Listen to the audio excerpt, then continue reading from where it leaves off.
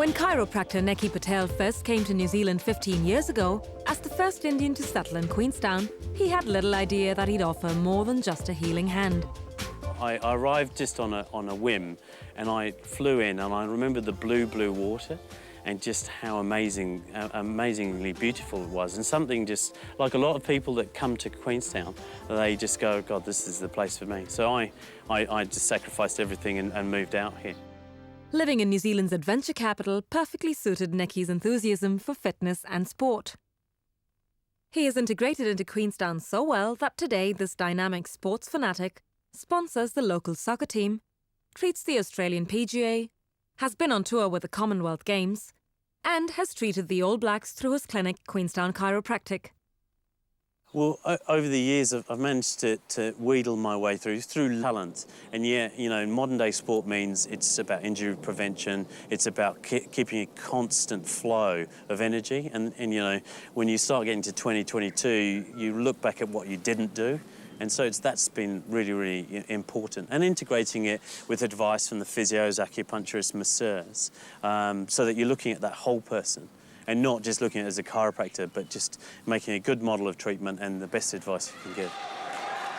On Friday nights, he joins other Queenstown locals at the ice hockey games, where he and his physio business partner Chris use their combined expertise on the local team. Everyone's into some sort of sport in Queenstown. He offers sponsorships to individuals as well as teams as well, so just to support sport in the area.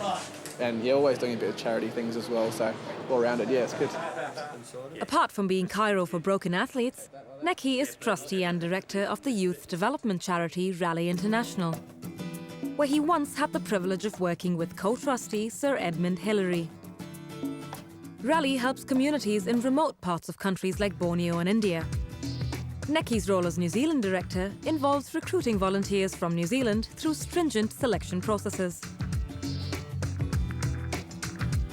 Our youth, through communication, through Facebook, through Twitter, are pretty well educated. They might, you know, they're really onto it and well aware. And in terms of conservation and environment, they're the ones who actually have forced some of the older generation to think about some of those issues, because we let it pass. And so I think that when they talk about expeditions, I think that they know about all these things, but I don't think they actually know what it's like. So it's always interesting to see what their expectations of going on an expedition is. What does it mean? At one point, the New Zealand Army helped select and prepare volunteers for the tough conditions on expeditions. The idea of younger people getting out and meeting challenges. I think there are many of our young people who have never had the opportunity or never been encouraged to extend themselves to their absolute limit. Well, these young people have. Returning just recently from a trip to Borneo with Raleigh, Neki reflects on what it means to be part of this charity cause. I still think that we New Zealanders can still excel.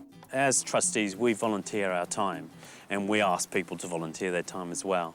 You know, and push the limits. That's the whole thing. That's the New Zealand way, is always to push the limits, innovate, think, and go on to start leading the world. And all around the world, New Zealanders are doing it.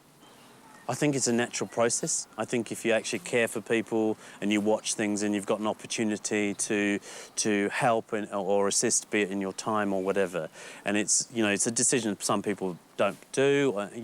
Everybody has that opportunity to do things. There's always something you can do to help. Certainly, these helping hands have more to give to the community of Queenstown.